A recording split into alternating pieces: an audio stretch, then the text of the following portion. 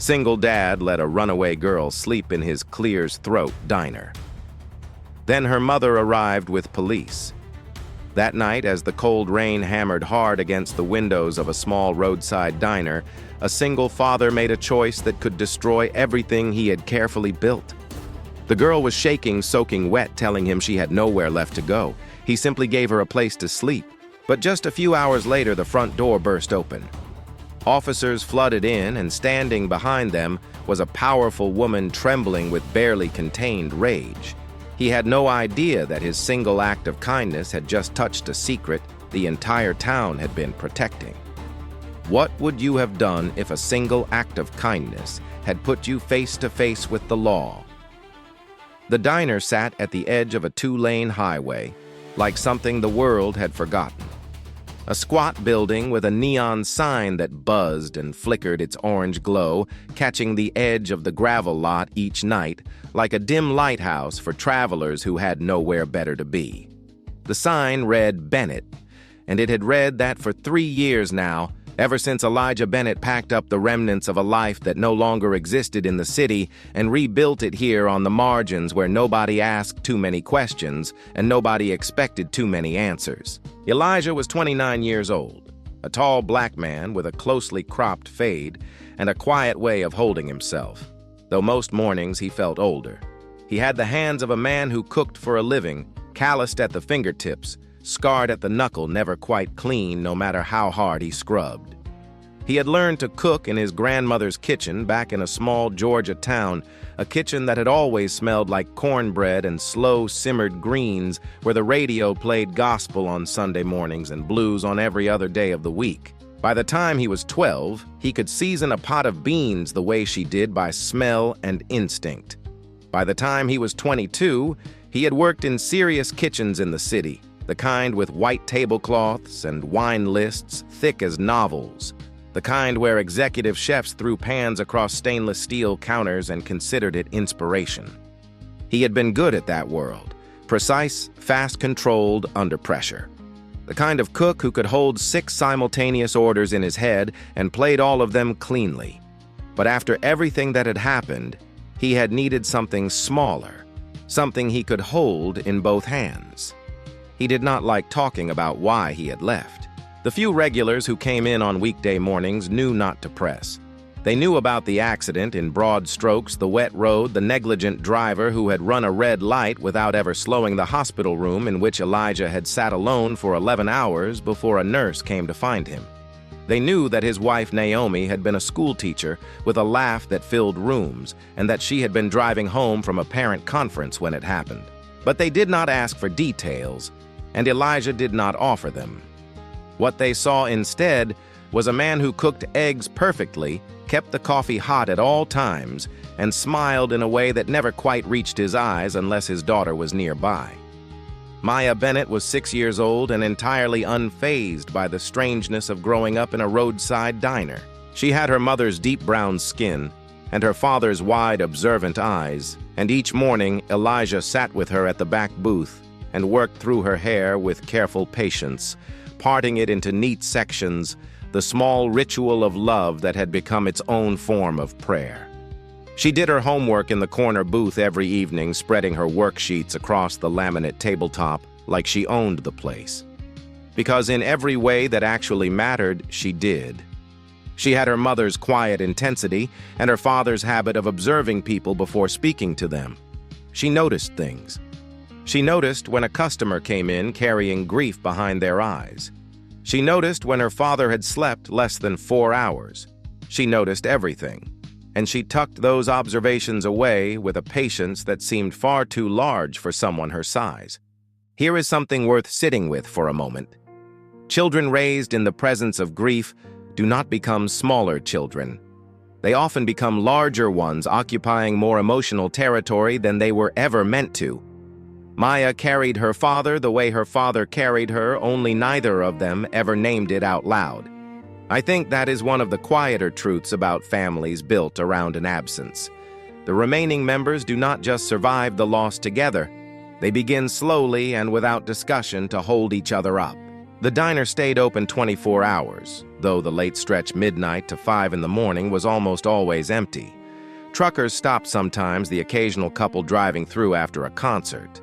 Now and then, a drifter who counted coins before ordering, and Elijah never made it difficult for them. He knew what it was like to need something without having quite enough to ask for it properly. On a normal night, the rhythm of the place was almost meditative. The hum of the refrigeration unit behind the counter, the sound of rain on the flat roof when it came the old radio that played whatever happened to be on, because changing it would mean admitting you cared. Sometimes a Sam Cooke song would slip through the static, and Elijah would let it play all the way through without realizing he had stopped what he was doing. That October night, the rain had arrived in hard and fast, the way it sometimes did in that part of the state, sideways, cold-edged, insistent. Maya had fallen asleep in the corner booth around 9, her spelling worksheet still half-finished beneath her cheek. Elijah had draped a blanket over her and gone back to wiping down the counter, listening to the rain, thinking about nothing in particular. He was not the kind of man who expected things anymore. Life had cured him of that particular habit. The door opened at 11:47. Elijah heard it before he saw her, the heavy groan of the door swinging inward, followed by the cold, wet rush of air that slapped the floor tiles just inside the entrance. He turned from the counter, and there she was, a girl maybe 14 or 15 years old, standing in the doorway with water streaming from her hair and clothes, one arm wrapped around herself, the other hand still pressed flat against the door, as if she hadn't quite decided whether to walk forward or step back into the rain. She was not dressed for the weather. A thin zip jacket over a dark shirt, jeans soaked through to the knee, sneakers that squelched when she finally stepped inside and let the door fall shut behind her. She looked at Elijah for exactly 1 second, then looked away, her eyes moving across the diner in the quick, systematic way of someone checking every exit in a room. Elijah had seen that look before. Not often, but enough. "Take a seat," he said, keeping his voice neutral. The voice you use with a spooked animal you don't want to frighten further. She moved to a stool at the counter and sat down carefully, as if she wasn't entirely sure she was allowed. Her hands pressed flat against the laminate, and they were not steady. She was somewhere between freezing cold and deeply frightened, and Elijah could not immediately tell which was doing more damage. "What can I get you?" he asked. "Just water," she said, "if that's okay." The words came out small and cautious, braced against the possibility that it wasn't okay. Elijah set a glass of water in front of her without comment, and went back to straightening condiments, giving her the space of not being watched. That was something he had understood for a long time. Sometimes the kindest thing you could do for a person was look away. She had no phone. He had noticed this when she set her hands on the counter. Nothing, no device, no bag, nothing to suggest she had come equipped for any version of tonight. She didn't reach for the menu. She didn't order food. She just held the glass and looked at the water in it like it was the most complicated thing she'd encountered in hours. Her name, though Elijah didn't know it yet, was Charlotte Whitmore. She was 15 years old, and she had been walking for nearly 2 hours before the lights of Bennett's Diner had appeared through the rain. She had chosen it because the lights were on. At that hour, and in that part of the county, lights still burning meant someone was still willing to be present, and that was the only qualification she had the bandwidth to evaluate. She watched the man behind the counter from the edge of her vision. She had learned that assessing people without looking at them directly, because looking directly had a way of making people feel entitled to look back. But this man was not monitoring her in the way she had anticipated. He moved around the counter doing ordinary things, refilling a sugar dispenser, washing a mug. He did not make a performance of not watching her, which would have been its own kind of pressure. He simply was not watching. That was unusual enough to be notable. In the corner booth, a small girl slept under a fleece blanket. Her dark curls spread across a spelling worksheet, a stuffed rabbit tucked under one arm. The sight of it made something tighten in Charlotte's chest in a way she could not have named. Elijah came back and refilled her water without being asked. Then he set a plate of buttered toast beside it. "You don't have to eat it," he said. "Just had extra." He had not had extra. But that was not something either of them needed to discuss. Charlotte stared at the toast for a long moment. Then very quietly she said, Can I stay here for a little while?" Elijah looked at her, then really looked for the first time the wet clothes, the guarded eyes, the posture of someone who had spent a long time being told to take up as little space as possible. "Yeah," he said. "Of course you can." The toast disappeared quickly, though she ate it in small, careful bites as if she half expected someone to take it away mid-chew. Elijah made her a bowl of soup without asking and slid it across the counter. She looked at it, looked at him, briefly, looked back down, then she ate the soup. He watched her the way he watched everything peripherally with patience. Part of his mind was running the arithmetic of the situation, the same arithmetic any reasonable adult would be running. She was a minor alone, no phone, no explanation of where she'd come from. The conventional response was to call the police or child services and let the proper systems handle it. He knew that. He was not naive about it. And he knew something else too, something that sat heavier on him than it would have on most men. He was a black man alone in a roadside diner with a frightened white teenage girl who had walked in out of the rain. He understood exactly what that looked like from certain angles, exactly how a phone call from the wrong person could turn the rest of his life into a courtroom. He was not paranoid about it. He simply knew the country he lived in, and he knew the math of it without needing to pretend the math was different than it was. This is the part of the story I think deserves its own pause. The cost of doing the right thing is rarely distributed evenly. Two men can perform the same act of kindness and walk into two completely different consequences depending on the color of their skin, the size of their bank account, the deference the system grants them on first glance. Elijah understood this with the matter-of-fact clarity of a man who had grown up knowing it. And what makes his choice meaningful is not that he didn't see the danger.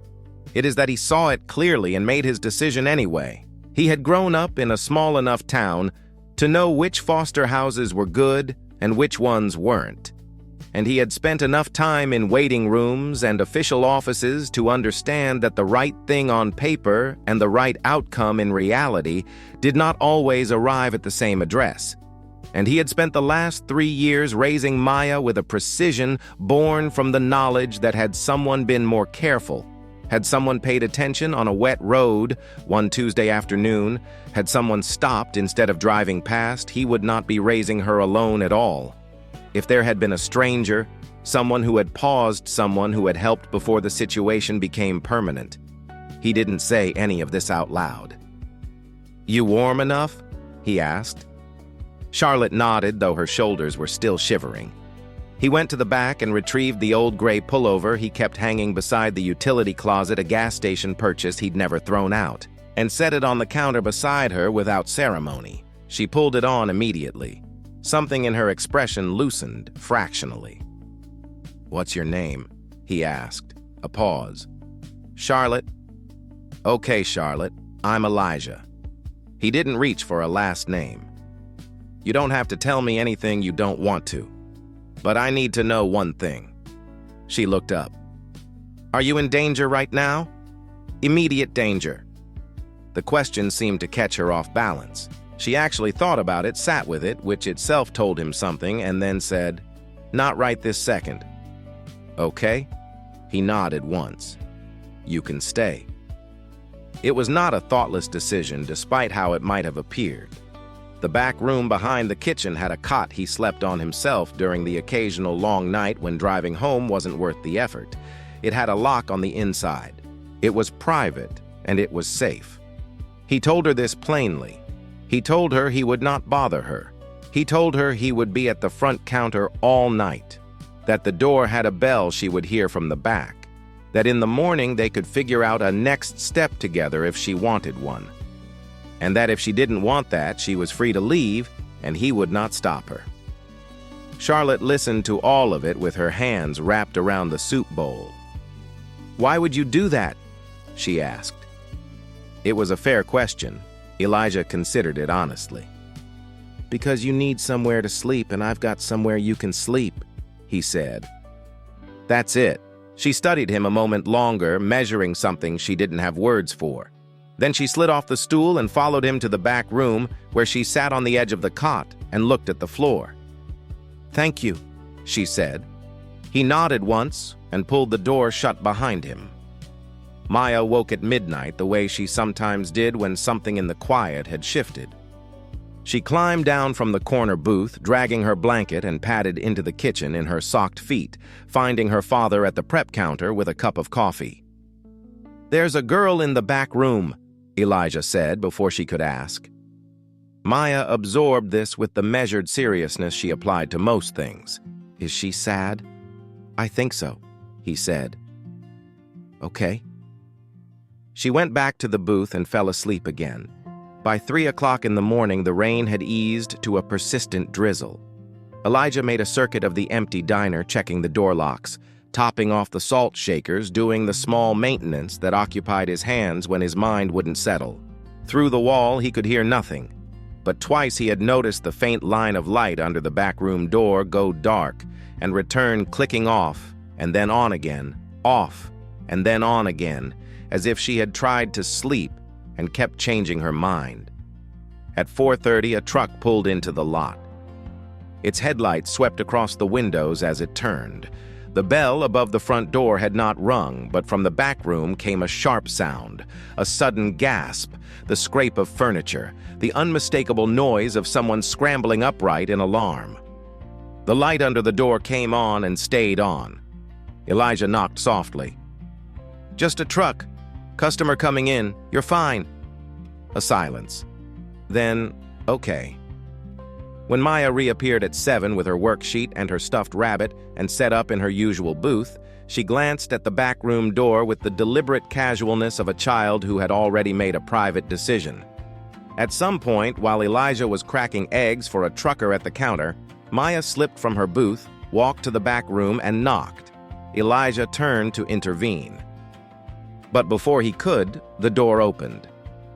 Charlotte stood in the doorway with the careful posture of someone who had not slept. She looked down at Maya. Maya looked up at her. Maya held out the stuffed rabbit. For a moment, Charlotte didn't move. Then she took it, holding it in both hands. And something crossed her face that Elijah had not seen since she walked in through the rain.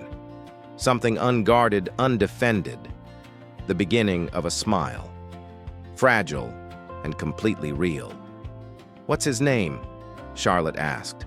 "Carrot," Maya said, as if this were obvious. "I'll take good care of him." "I know," Maya said and went back to her booth. There is a lesson tucked inside this simple exchange, and it is worth saying gently before we move forward.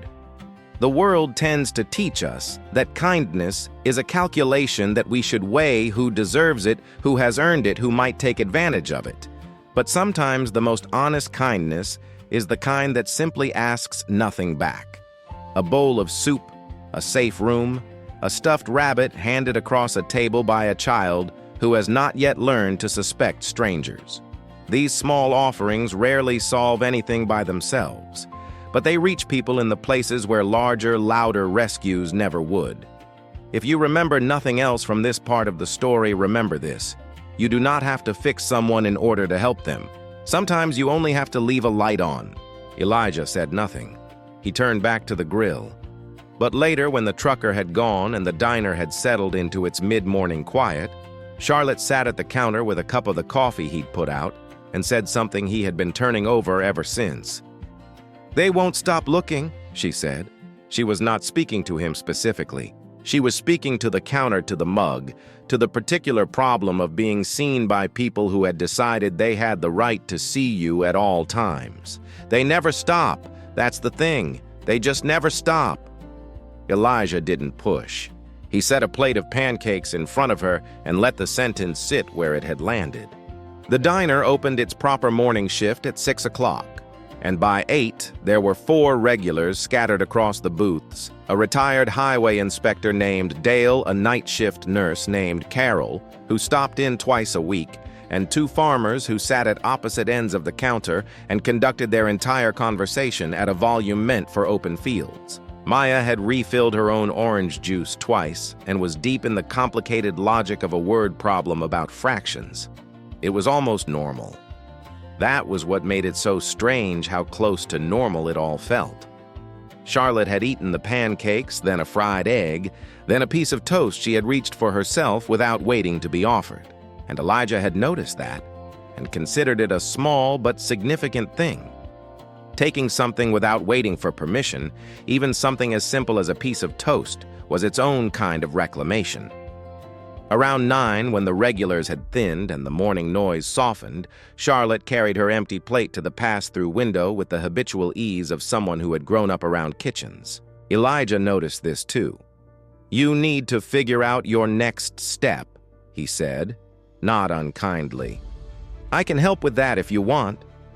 Charlotte leaned against the counter and looked out the window at the highway cars moving in both directions, each one a direction she could theoretically take. "My family has money," she said. "A lot of it. That's not nothing, but it doesn't mean what people think it means." Elijah waited. "My mother runs everything. Everything." She said the word like it had sharp edges. "The house, the schedule, the school, the clothes, who I talk to, what I'm allowed to study. She calls it structure. She says it's because she loves me." A pause. "I used to believe that." "What changed?" "I turned 15. She looked back at him. "She had this whole plan for my 16th birthday. A press release, an announcement about some junior board position at her company. She was going to have photos taken of me in a suit, shaking hands with her board members. She didn't tell me first. She just told me what to wear." Elijah kept his expression steady, though he felt something tighten in his chest. "I said no," Charlotte continued. "That was the first time I had ever said no. She didn't yell. She's not a person who yells. She went very quiet and very still. And she explained to me that my feelings about it were not relevant data." The phrase "not relevant data" landed between them like something cold and deliberate, worth pausing on this phrase, because cruelty wears 1,000 different costumes, and not all of them shout. Some forms of harm arrive dressed as discipline. Some arrive as concern. The most disorienting kind, the kind that takes years to recognize, is the one that arrives in the calm, articulate voice of a parent who genuinely believes they are loving you correctly. Charlotte was not running from a monster in the conventional sense. She was running from a person who had reduced her with scientific precision to a set of optimizable inputs, and that in its own quiet way can break a young person just as thoroughly. "That night I left," she said simply. Elijah was about to respond. He had something forming, not advice exactly, but a bridge. A practical question about whether there was anyone she trusted.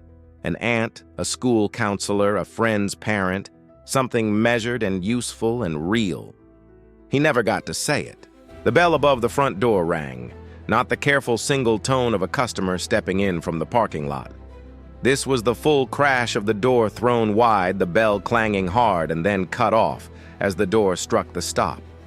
2 officers entered first, not rushing but purposeful, moving the way people move when they carry authority and expected to precede them. Both in uniform, hands loose at their sides, eyes already scanning the room before the door had finished settling. Behind them came a woman. She was dressed for an office meeting. Not a search, a dark structured blazer, a bag carried at the elbow heels that struck the tile floor with the particular rhythm of someone accustomed to commanding attention wherever she entered. She was somewhere in her early 40s, composed in the way that people with considerable money learn to be composed, every expression placed with care. But her eyes, when they found Charlotte at the counter, were not composed. They were the eyes of someone who had not been sleeping. Victoria Whitmore stood inside the entrance of Bennett's Diner at approximately 9:45 in the morning, found her daughter, and then found Elijah. And what moved across her face in the space between those 2 moments was something Elijah recognized immediately. It was not relief. It was not the uncomplicated joy of a mother reunited with a missing child. It was fury that had been repackaged as grievance, as accusation, as the settled certainty of a person who had decided what story she was telling before she ever walked through the door. "There she is," Victoria said. The words were aimed at the officers, not at Charlotte. The first officer, heavy-set gray at his temples, nameplate reading Brennan, looked between Elijah and Charlotte, then at Charlotte specifically. "You okay, miss?" Charlotte said nothing. Victoria was already moving. She crossed the diner floor with the precision of someone who had rehearsed the choreography of control. She placed herself between Charlotte and the counter, her back partially to Elijah, claiming the narrative geometry of the room before anyone could contest it. "She was taken from her home," Victoria said, addressing the officers, "by this man." The word "taken" dropped into the room like something physical, like a stone into still water. Elijah set down the dish towel he had been holding. He went very still. He had been preparing for the word that came. He had not prepared for who said it, or how comfortably it left her mouth. "Ma'am," the second officer began. "She is 15 years old, a minor. She has been here overnight." Victoria's voice was modulated and unhurried, each sentence delivered with the care of someone who had thought about persuasion at length. "I want to know on what grounds he believed he had the right to keep my child from me." "Nobody kept anybody," Elijah said, his voice quiet and even.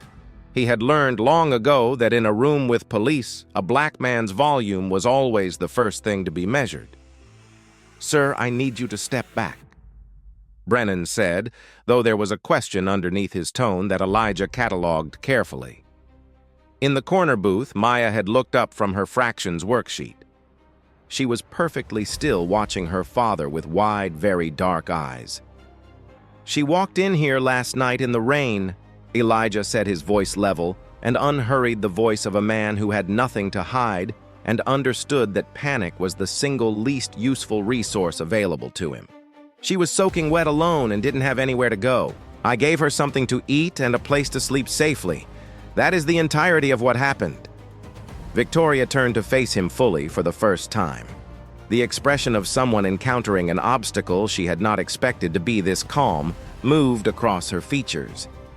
"He had no authority to make that decision," she said to the officers. "She is a minor. He is a stranger. Whatever he's telling you, he didn't do anything," Charlotte said.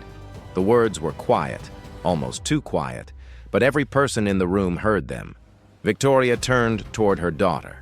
The calibrated composure did not crack. It did something more subtle and more unsettling. It tightened. "Charlotte," she said in the voice that parents sometimes use and that children recognize instantly as the voice that precedes consequences, "you are not helping the situation. He didn't do anything wrong," Charlotte said slightly louder this time. Maya in the corner booth let out a small involuntary breath. Then, in a voice too quiet for most of the room to catch, but entirely audible to Elijah, who heard everything that came from that particular booth, she said, "Daddy didn't do anything wrong."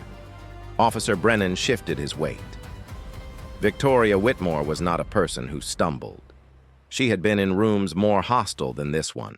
Boardrooms where adversaries had tried to take things from her negotiating tables, where the opposing side had tried to rewrite terms she had already established.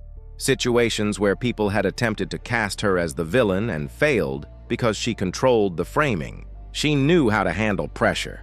She knew specifically how to manage situations where she was outnumbered in emotion but held the structural advantage of status and preparation. She pivoted. "I'm not here to argue," she told the officers, her register shifting softer now. Slightly more measured, producing from somewhere in her bearing the quality of a worried mother rather than a furious executive. "I was out of my mind with worry all night. My daughter has had some struggles recently, emotional struggles, and when I learned she had spent the night with a stranger, she wasn't struggling," Elijah said. "Sir," Brennan held up a hand. "Let her finish," Victoria continued. The story she constructed was smooth and internally consistent. The kind most dangerous precisely because it used real details in service of a false overall shape. Yes, Charlotte had been unhappy recently. Yes, there had been tension in the household, but the suggestion never stated outright. Always implied through careful word selection was that Elijah had somehow encouraged the girl's presence, perhaps even welcomed a runaway in ways that a responsible adult would not. She did not use the word lured. She used the word allowed. She used it 6 times in 4 minutes. Notice the architecture of what is happening here, because it is the kind of thing that happens in real rooms more often than we like to admit. A powerful person is constructing a story not by lying exactly, but by selecting which truths to elevate and which truths to leave on the floor. A skilled storyteller with status and good clothes can shape a room's understanding of an event with nothing more than careful word choice and the patience to repeat the right words enough times. This is one of the quieter ways power works. Not by force, by framing. Elijah watched Brennan take notes. He watched the second officer, younger, quieter nameplate reading Mitchell watching Charlotte. He watched Victoria's hands still positioned in front of her with the practiced openness of someone performing transparency. He was not afraid, but he understood with complete clarity the mechanism at work. Victoria Whitmore was accustomed to controlling the version of events that other people walked away with, and at this moment, she was doing exactly that. "I need to ask you some questions," Brennan said to Elijah, stepping aside to create a separate conversation. "Of course," Elijah said. He answered everything. He gave Brennan the account in order without embellishment or omission. What time Charlotte had arrived, what she had been wearing, what she had asked for, what he had offered, where she had slept, that he had not touched her, had not pressed her for personal information beyond the single question about immediate danger, had not done anything he would not do for any person who walked through his door needing something. Brennan wrote steadily. His face gave away nothing. Across the diner, Charlotte sat on the counter stool with Victoria positioned close beside her, not quite touching, never quite touching, but occupying a proximity that communicated ownership without the formality of physical contact. Mitchell was speaking to Charlotte in low tones. She was answering him, but Elijah could see even from across the room what each answer was costing her. Her hands were pressed together in her lap. Her eyes kept moving briefly to her mother's profile. Each time they moved there, she appeared to pull something back, a sentence that had almost formed, retreating just before it became words. She ran away. Elijah said, not at Brennan specifically, but audibly clearly into the room. "She came here on her own. She was frightened. I helped her." Victoria turned toward him. "No one asked you to?" "No," he said. "That's usually how it works, though." Brennan looked up from his notepad briefly, then back down. From the corner booth, the small voice arrived definitive, carrying the particular authority of a 6-year-old who had decided something was wrong and had no mechanism for staying quiet about it. "My dad didn't do anything bad," Maya said. She was standing now beside her booth. The fractions worksheet abandoned the stuffed rabbit held in both arms. "He made her soup. He let her sleep. He didn't do anything bad." The room paused. Even Victoria paused. There is something in the unedited certainty of a child's voice that can accomplish what adult argument rarely manages. It interrupts a narrative entirely. Not through logic, but through the sheer, undeniable weight of something said without calculation. Mitchell looked at Maya, then at Elijah, then at Victoria, with an expression that had shifted fractionally but perceptibly from professional neutrality towards something less easy to categorize. Mitchell cleared his throat. "I think we should hear from Charlotte," he said, "without anyone else in the immediate area." Victoria's expression went very still. The moment that followed was interesting in the way moments are when the balance of a room tips without anyone naming it out loud. Victoria did not object to Mitchell's suggestion. She did not agree to it either. She did what a person accustomed to controlling situations does when they encounter a suggestion they don't like. She reframed the room by directing her attention back toward Brennan and beginning a careful discussion about the precise legal parameters of custodial responsibility. Elijah stepped back and let her talk.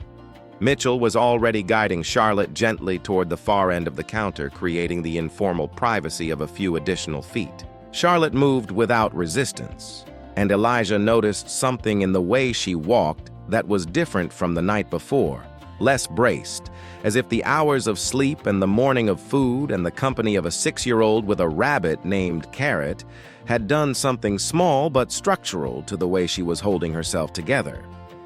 Brennan produced a form from his jacket and set it on the counter in front of Elijah. Given that the minor was here against what appears to be her guardian's knowledge, Brennan said, "I need to ask you to sign a statement acknowledging that you—" "I'm not signing anything," Elijah said. Brennan blinked. He had not expected that answer at that speed. "I understand what you're asking." Elijah continued, his voice remaining at the same level register it had held since the moment Victoria walked in. "And I understand why the form exists, but I didn't hold that girl against her will. I didn't invite her here. She walked in from a rainstorm and asked if she could stay, and I said yes. That is what happened. If I sign something that implies otherwise, even by implication, I'm lying. And I'm not going to do that." Brennan looked at him for a moment. "You understand this could complicate things for you." He said, "I understand that," Elijah said. He meant it without performance. Since Naomi had died, Elijah Bennett had not been afraid of complicated situations. He had recalibrated what frightening actually meant. What he remained afraid of, the one specific thing, was the idea of becoming the kind of person who let something wrong happen because staying quiet was easier. He had learned that lesson not from strength but from absence, from the specific permanent shape of the intervention that had never come. Victoria had paused her conversation with Brennan and was watching Elijah now with the careful expression of someone recalibrating their assessment. She was beneath the controlled surface, surprised. In her considerable experience, men in positions of relative social vulnerability, small business owners, single parents, people without attorneys on retainer accommodated, they apologized. They signed things and were grateful for the opportunity to sign things. This one was not apologizing. He was simply standing at his own counter in his own diner, looking at her with eyes that held no particular hostility, but no deference either, just a kind of steady, unimpressed patience that she found in a way she would not have acknowledged aloud, genuinely unnerving. "You're making this harder than it needs to be," she said. "I don't think so," he said. "I think you're doing that." Maya had resettled in her booth by then, though she was not working on her fractions. She was watching pencil in one hand, the edge of the blanket in the other. Her expression identical to her father's watchful patient, entirely unimpressed by power that was not accompanied by rightness. This is the second lesson of the story, and it is one that asks something of all of us. Most of the time, the cost of telling the truth is small, an inconvenience, a moment of awkwardness, a softer version of the same outcome. But occasionally, life sets a piece of paper in front of you and asks you to sign it, knowing the words on it bend the truth just slightly, and in those moments, the easy thing and the right thing stop being the same thing. Standing firm in those moments rarely feels heroic from the inside. It usually just feels stubborn or scary or pointlessly difficult. But the people who hold the line in small rooms on ordinary mornings are the people who over time decide what kind of country we get to live in. Not the loud ones, the quiet ones who simply will not lie. From the far end of the counter, Charlotte's voice rose slightly, not in distress, in something closer to the beginning of resolve. Mitchell had a different quality from his partner. Quieter, more careful, the kind of officer who had been doing this long enough to know that the loudest voice in a room was rarely the most accurate one. He sat beside Charlotte on the far stools with his notepad open but not prominently displayed. His body angled slightly away from her, which was a small but deliberate act of making space. "You don't have to tell me anything you don't want to," he said. It was remarkably the same sentence Elijah had used the night before. Charlotte recognized the shape of it, and for a reason she couldn't have fully articulated it, loosened something in her chest. She started with what was easy. Her mother had always been demanding. That was not a secret. Victoria Whitmore had been profiled in 7 business publications over the last decade, and every profile mentioned it.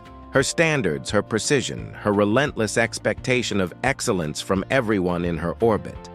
People called it drive. They called it vision. They used the word inspiring without irony. What those profiles never captured, because they were written by people who spoke to Victoria and not to the people who lived inside Victoria's orbit, was what it felt like to be managed rather than raised. Charlotte tried to describe it to Mitchell. She described the schedule not a loose family routine, but a literal schedule printed and laminated and revised on a quarterly basis governing her waking hours from 6 o'clock in the morning until 9 at night. She described the approved contact list, a document of people she was permitted to communicate with, reviewed and updated by Victoria's personal assistant. She described the school presentations that Victoria attended not to see Charlotte perform, but to deliver corrections afterward, the inflection that had been wrong, the posture that had been weak, the answer that had been adequate, but not excellent. Mitchell wrote steadily. She described the phone a device equipped with a monitoring application so comprehensive that it logged not just calls and messages, but time spent in each application, websites visited, and words typed into search engines. She described realizing at 13 that a message she had sent to a close friend about feeling overwhelmed had appeared in a printed summary Victoria had reviewed. She described the conversation that followed calm, analytical, entirely without anger, in which Victoria had explained that Charlotte's communications reflected the family's public reputation and therefore required ongoing oversight. "Did anyone outside the house know?" Mitchell asked. "People knew she was strict," Charlotte said. "Nobody knew what strict meant inside that house." There is a particular loneliness to being raised inside a beautiful prison. The walls are tasteful, the food is excellent, the visitors compliment everything they can see, and the child inside grows up not just unable to escape, but unable to explain, because the language we have for harm assumes bruises, raised voices, things that leave marks visible to outsiders. It does not have good vocabulary for the slow erasure of a person's interior life by someone who never raises their voice. Charlotte was learning that vocabulary now in real time, sitting on a stool at the end of a counter telling a quiet officer named Mitchell what it had actually felt like to be loved on those terms. The board announcement, the press release, the junior board position, the photographs in the suit had not been the beginning of anything. It was simply the moment the accumulated weight had become specific and impossible to carry into the next day. Lying in her bed the night Victoria told her what to wear, Charlotte had understood something.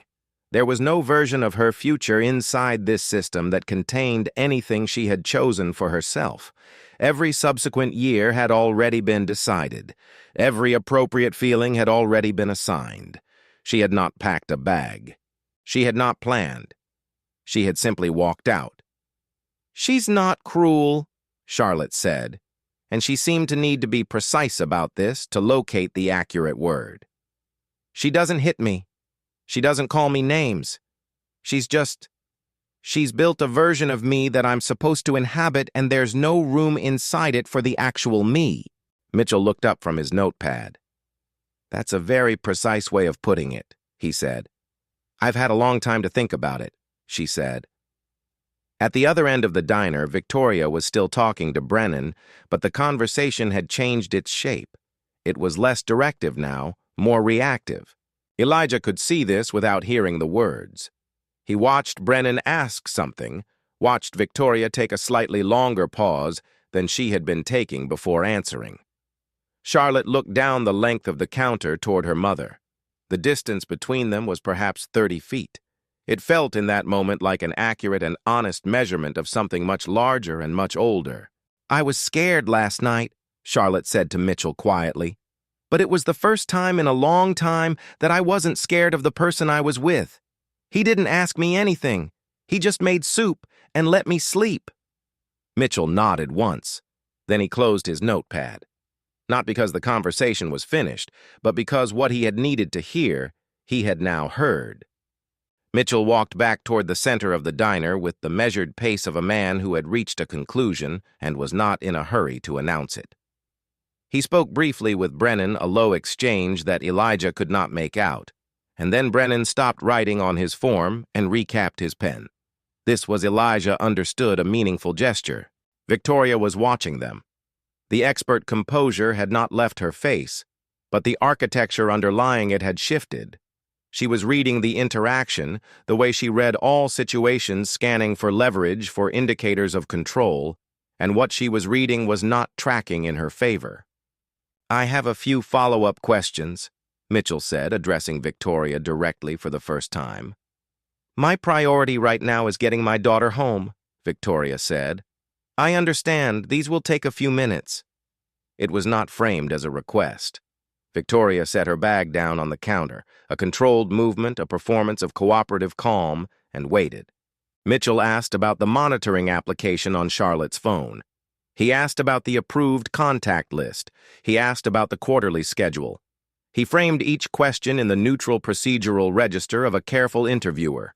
No accusation, no leading, simply naming each thing and waiting for a response. With each question, Victoria's answers became incrementally more defended. Not evasive. She was far too practiced for that. But they shifted from the confident assertions of the first 15 minutes toward the more careful territory of justification. The application was a standard parental tool. The contact list was a safety measure. The schedule reflected structure, and structure produced discipline, and discipline was what prepared a young person for the demands of the real world. "She's 15, Mitchell said quietly. "I'm aware of my daughter's age. Most 15-year-olds are allowed to call their friends." The room shifted. Brennan had moved almost imperceptibly to a different position nearer the door, not blocking it, simply occupying a changed geometry. Victoria's voice remained controlled, but it had thinned. The space between her carefully assembled sentences was getting shorter, and less space meant less room for calculation, and less calculation meant the occasional unguarded moment. One arrived. "She doesn't need friends," Victoria said, and then in the quality of Mitchell's silence appeared to hear what she had just said out loud. "What she needs to be 15, Mitchell said. Not unkindly, not as a lecture, simply as a statement of fact, delivered with the quiet completeness of someone who no longer needed to soften it. Victoria went silent. In that silence, Charlotte slid off the counter stool and walked not toward her mother, not toward the door, but to Maya's corner booth. She sat down across from Maya with a kind of deliberate intention. Maya slid the stuffed rabbit across the table toward her. "You can keep him a little longer," Maya said. "Are you sure he likes you?" Maya said. "He told me." Charlotte laughed. It was a sudden, unguarded sound, too quick to be managed, too real to be performed, and it moved through the quiet of the diner and landed somewhere it had not been before. Elijah heard it from behind the counter. He turned away before anyone could see his face. Victoria looked at her daughter laughing in a diner booth with a 6-year-old over a stuffed rabbit. And whatever she felt in that moment, whatever private reckoning arrived in the space between what she had built and what was actually sitting in front of her, she did not share. She picked up her bag. She spoke quietly to Brennan. An arrangement was being reached. Not the arrangement she had arrived with, but an arrangement nonetheless. Elijah did not involve himself in what came next. He went back behind the counter and put a fresh pot of coffee on, because whatever happened next, there were still people in his diner, and people in his diner got coffee. What came next unfolded over the following weeks, not in the diner, but elsewhere in offices and in conversations that Elijah was not part of and did not seek to be part of. Mitchell had filed a report. The report had been reviewed. Processes moved the way official things move, slowly, uninspiringly, and on this occasion correctly. Victoria Whitmore remained a powerful woman. But power operates within systems, and systems, when given accurate information, do not always produce the outcomes that power expects. A family services caseworker visited the Whitmore residence. A school counselor was appointed. A formal conversation was held between Victoria and a judge, the details of which Elijah never learned. What he understood from the outcome was that a new arrangement had been reached, one that included, among other provisions, an independent advocate appointed to represent Charlotte's interests going forward. Victoria had not apologized to Elijah. He had not expected her to. What she had done, and he learned this secondhand through Mitchell, who stopped in for coffee one Thursday morning 3 weeks later, was decline to pursue any formal complaint against him. The form that Brennan had presented had been quietly set aside. Bennett's diner did not appear in any official record beyond the initial dispatch log, which noted only that a missing juvenile had been located at the premises and returned to appropriate care. Returned to appropriate care. The phrasing troubled him mildly. He hoped it meant something better than it might have meant. Charlotte reached out to him once, through Mitchell, who passed along a message in the careful way of someone who understood the protocol around these situations. The message was short. It read, "Thank you for the soup." Elijah read it and laughed, a short, quiet, surprised sound he hadn't entirely been expecting, and then folded the note and placed it in the drawer beneath the register, where he kept the things he wanted to keep. On a Saturday morning, 3 weeks after all of it, Maya sat in the corner booth with a new worksheet and a proprietary comfort in the diner that had, if anything, deepened in the aftermath of what had happened. She was working through a problem about distances, how far a car would travel in 2 hours at a certain speed, when she looked up at her father, who was cleaning the espresso machine with the focused care he gave to all maintenance. "Dad," she said, "do you wish you hadn't let her stay?" Elijah set down the cleaning cloth. He thought about it the way he thought about everything that actually mattered thoroughly, without rushing, without flattening the question into something simpler than it was.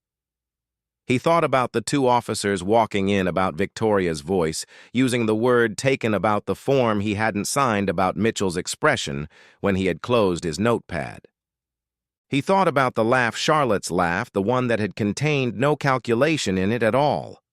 "No," he said, "I don't." Maya considered this.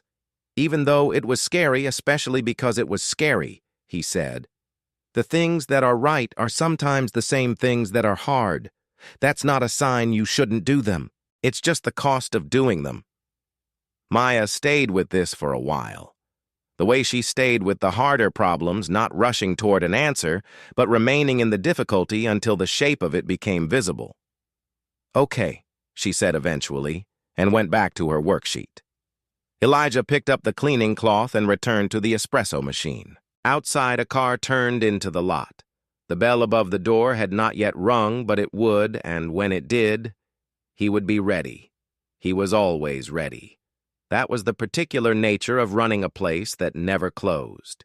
It required a willingness to be present for whatever walked in on whatever night in whatever condition.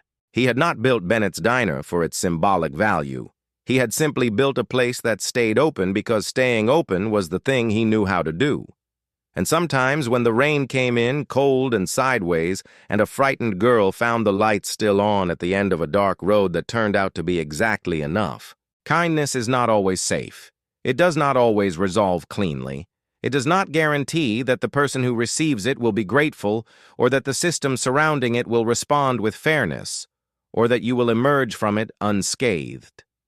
Elijah Bennett knew all of that and had made his choice anyway, not because he was certain of the outcome, but because a man who had already lost the thing he could not afford to lose had a very clear understanding of what things were actually worth protecting. He had not protected himself that night. He had protected something quieter and harder to name, the simple rightness of an open door when someone needed one. A father protects his child. That much is given instinctive, written into the architecture of love before love becomes anything as complicated as a decision. But a person, a real person, the kind whose choices mean something, sometimes protect something beyond their own household. Sometimes they stand at the boundary of what is easy and what is correct, and they plant their feet on the correct side and they do not move. That was what Elijah Bennett had done. Not heroically, not without cost, simply without apology. And so, the last and gentlest lesson of this story, the one I would offer to anyone listening, is this. You will not always have the resources, the credentials, the protections that the people across the table from you have. Sometimes you will be a tired man wiping down a counter at midnight, and the choice in front of you will be enormous, and no one will be watching, and no one will reward you for getting it right. Make the choice anyway. Leave the light on. Pour the soup. Open the door. The world is not changed by people who waited until the conditions were perfect. It is changed slowly and quietly by the ones who did the small right thing at the small right moment with no guarantee that anyone would ever know. That is enough. It has always been enough. Outside, the car in the lot cut its engine. A door opened. Footsteps crossed the gravel. The bell above the diner door rang clean and clear as it always did. And Elijah Bennett looked up the way he always looked up and was ready.